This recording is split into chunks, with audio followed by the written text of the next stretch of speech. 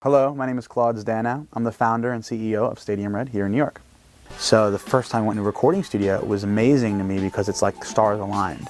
You know, I was in this place where it was so cool. I was making music, but there was computers, and it was this really cool built room with angles and soundproofing. And it was just like, and it was funny. It was just like, I didn't really know it then, but it was, you know, the beginning of a long part of my history and my life. And you know, that first time we were in the recording studio, it was the demo we produced was probably the worst thing on the planet. I went to my father at the time and I said, you know, Dad, can I take this bedroom in the basement that no one goes into, we use for storage, and make a recording studio? I think at the time, he probably didn't believe what I was going to do, and I convinced some brothers of mine to go to Home Depot and you know, pick up a bunch of materials, and I built the wall in the middle of the room with a window in it that I read online how to do, and I turned the closet into a vocal booth, and boom, I started my first recording studio for my band.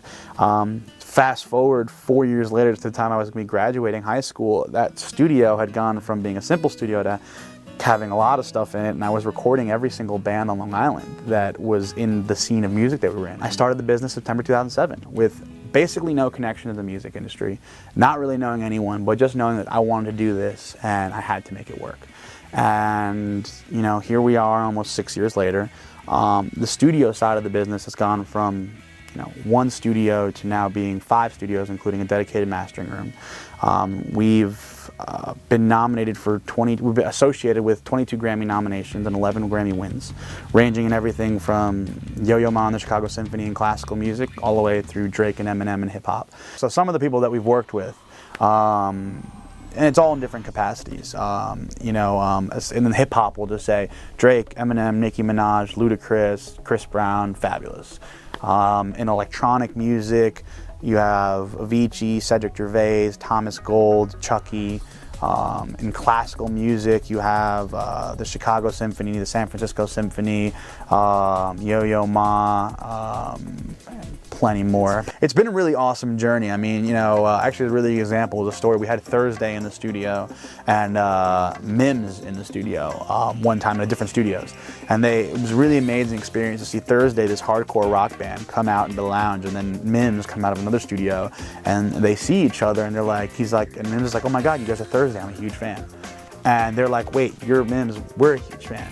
And it's like unbelievable that that sort of stuff happens in the place. I think that's really the beauty of the recording studio and what makes doing what we do so exciting. You know, people sometimes so much think about, you know, I have to pay X amount of dollars and go to this specialty school to learn recording engineering, or I have to go to this college to learn how to be an artist manager or an attorney in music or whatever it is. But I think, you know, so much of that you learn from internships, or you learn, you know, through just experience and trying things and doing things. But at the same time, I think that there's so many people out there who come out of these programs who think they're expecting something, you know, and it's a lot of hard work. There's not one business I've ever heard of or one person who's an entrepreneur that I've ever known that tells me it's not hard work. You know what I mean? And the music industry is no exception to that. You know what I mean? You know, you have to work hard, and you have to be humble, and you have to know how to treat people and how to respect people and how to demand respect too. Being successful or going into any business, especially the music business, you can't always do the fun stuff. You know, that's the gravy. That's the icing on the cake. That's the exciting part. You know, if you get for 10% out of all the time effort you put in, you get to do what you really love to do. You know, the other 90%'s worth it. You know, but you know, there's hard work in it. I mean, you know, yeah, you have to absolutely pay your dues. Absolutely. It's not about money. It's not about, you know, a certain merit of success. It's about doing something that matters, that people remember, and it's about enjoying the ride.